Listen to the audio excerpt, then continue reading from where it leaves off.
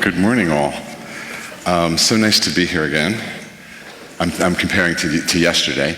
How many people in the audience were here yesterday? Let me take a quick look. Okay, almost all of you. That's nice. As Kevin said, you probably weren't at the event that closed at 4 a.m. last night. But, you know, nice to have that in our community. Unlike Kevin, I'm going to start to say things, I'm going to re-say things that I said yesterday in a slightly different format. Excuse me, I'm Neal Goldsmith. I'm a psychologist here in New York City. I have a psychotherapy practice, and I'm the author of the book, Psychedelic Healing, The Promise of Entheogens. Another word for psychedelics, I probably don't need to explain that in this audience. The promise of entheogens for psychotherapy and spiritual development. And to me, actually, I don't really distinguish so much between those two. I call it sometimes psycho-spiritual development. I think of it as a maturation process, rather than as a healing of pathology, a medical process. That's not what neurosis, quote unquote, is about. And so that all comes from my own personal psychedelic experiences.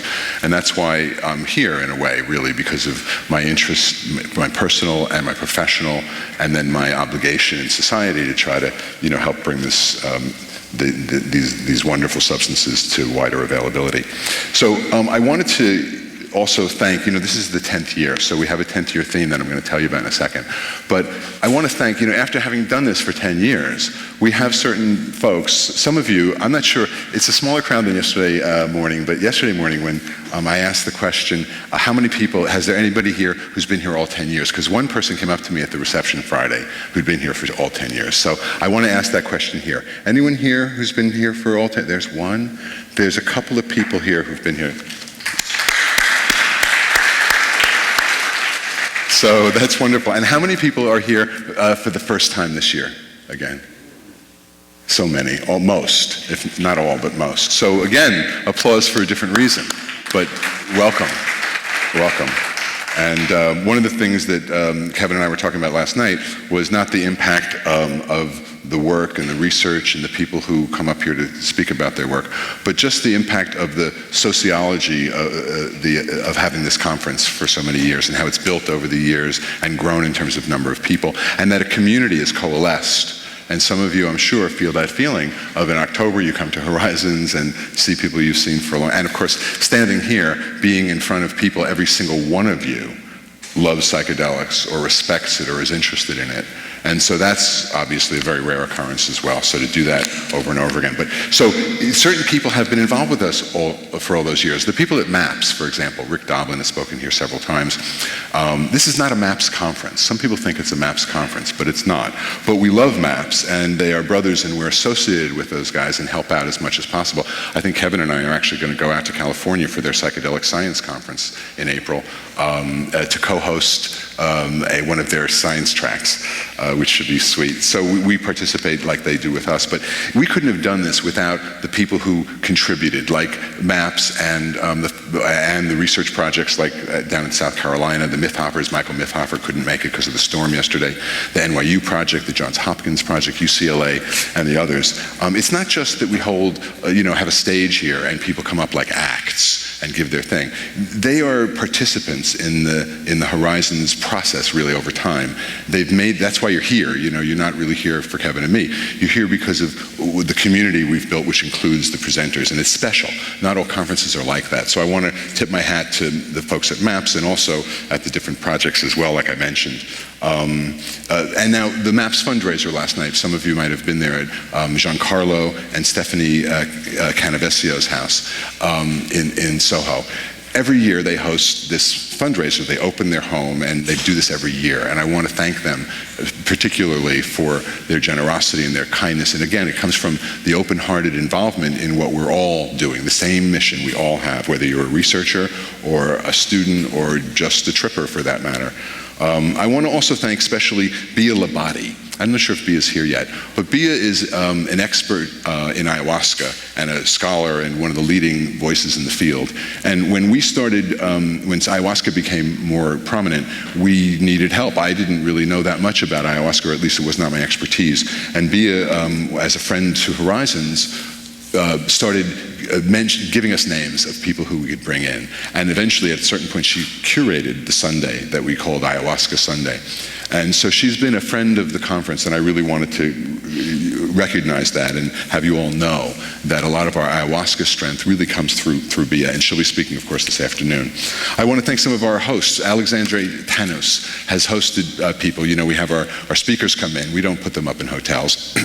And we pay their airfare. We don't pay for hotels, but we do broker a way to have people from the community to host one of these wonderful scholars that we bring in.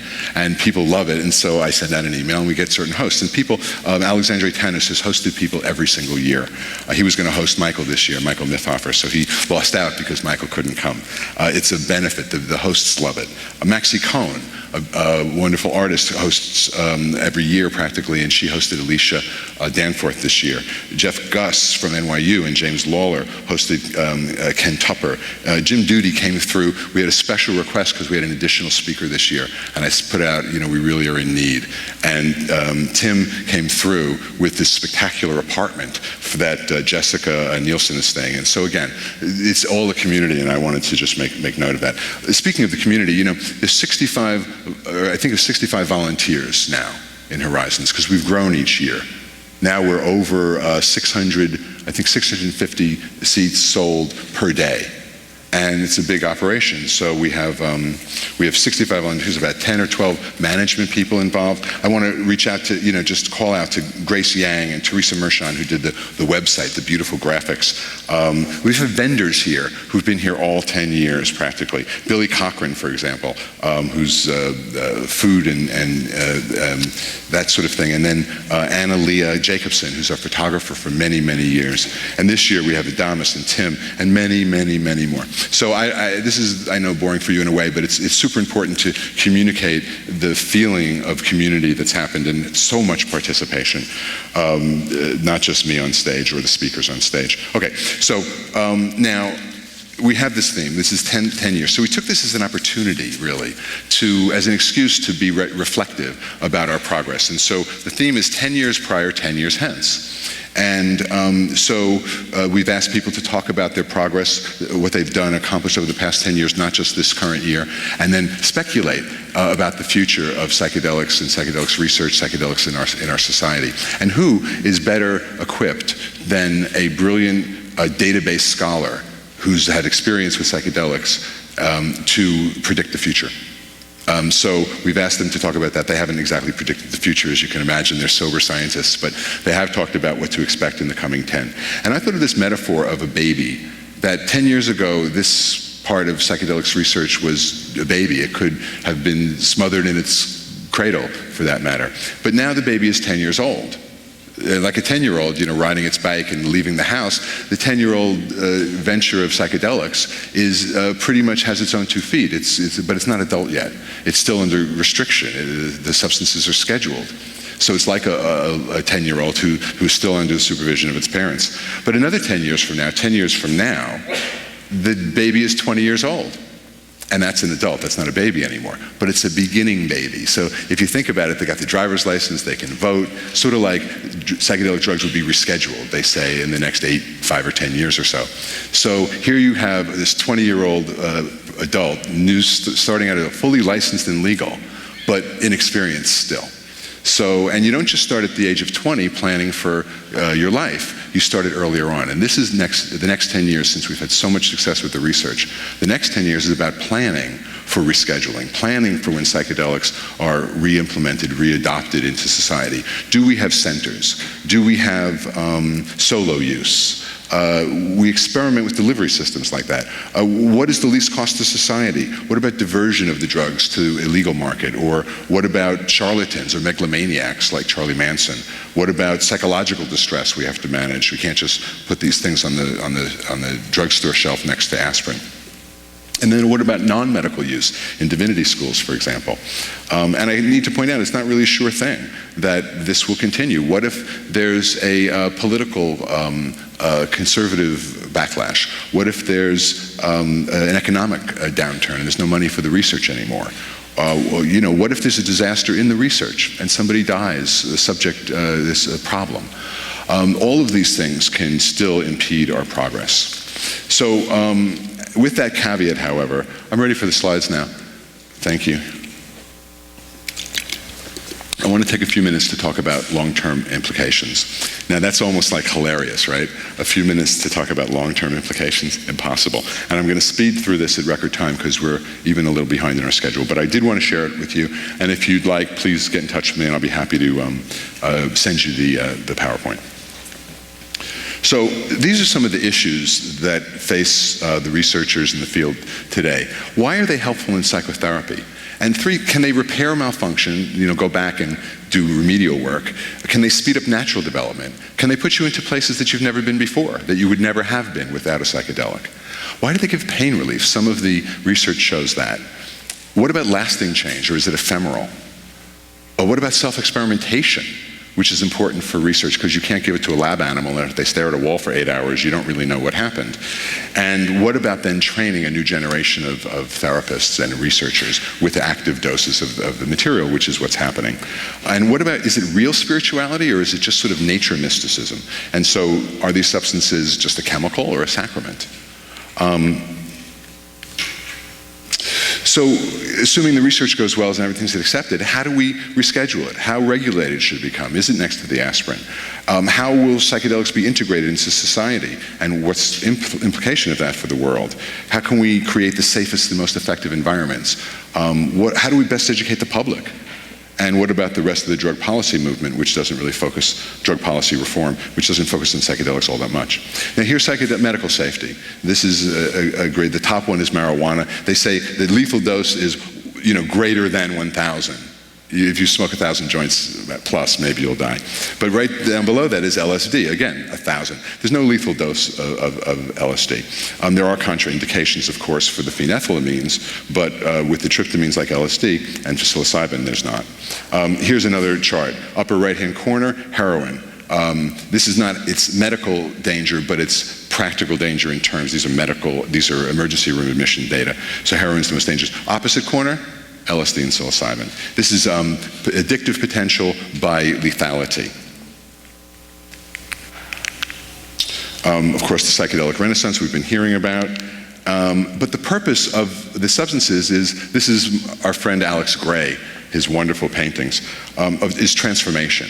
And in a way, this is a beautiful analogy for, and of course, the middle one, the chrysalis, is glowing because something very magical is happening there as the body of the caterpillar becomes completely dissolved. It's a mini death and rebirth that we go through stages. In fact, the stages of life are facilitated in tribal settings through rites of passage ceremonies that are made possible by the loosening effect of the visionary plants. So this idea of transcendence and death and rebirth brings into play, well, what are we talking about here? We have a mind and a body? Isn't it really just one energetic thing? And so I like to think of psychology not as psychology. The root of the word psychology is psyche. Psyche doesn't mean mind, like psychedelics are translated as mind manifesting. But psyche is the Greek word for soul. Soul manifesting.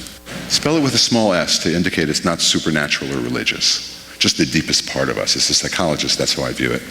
But psycheology is a word I made up to draw attention to that very fact that we need to return psychology to the study of the soul, not to pharmaceuticals, not to even analysis as the primary focus, but to realigning with the ground of our being. And that's truly the healing process. So, the future implications. We need new policies. We need systematic drug design. Ways to integrate the psychedelic experience like Catherine and Ingmar were talking about yesterday. And we have ways to change policy. There are methods. And if it's there, we have to put our shoulder to the wheel. And I encourage all of you to get involved with MAPS or the Drug Policy Alliance, for example, and try to change things. Because we have enormous positive data here. The psychedelic medicine, is it spiritual or not? Is it mind or neurotransmitters? These are all big picture questions. But I think of spirituality as merely the sort of end point of human development, synonymous really with wisdom when you take out the supernatural aspects. So, but it's always the power of the organism, and that's what psychedelics in the medical context do to get you in touch with your healing part. The analogy was given by Michael, actually, of a wound where you have a cut. And the physician doesn't really heal. He can remove the debris. He can make sure it's not infected. He can stitch it up to bring the two parts close together. But the doctor does no healing whatsoever. The healing part, the knitting together part, is done purely by the body. And that's what we tap into psychologically when we go to the ground of our being. So it's that process. You ask people, what's the effect of psychedelics? They say, oh, it makes you wacky, you see different colors, you get tense and anxious.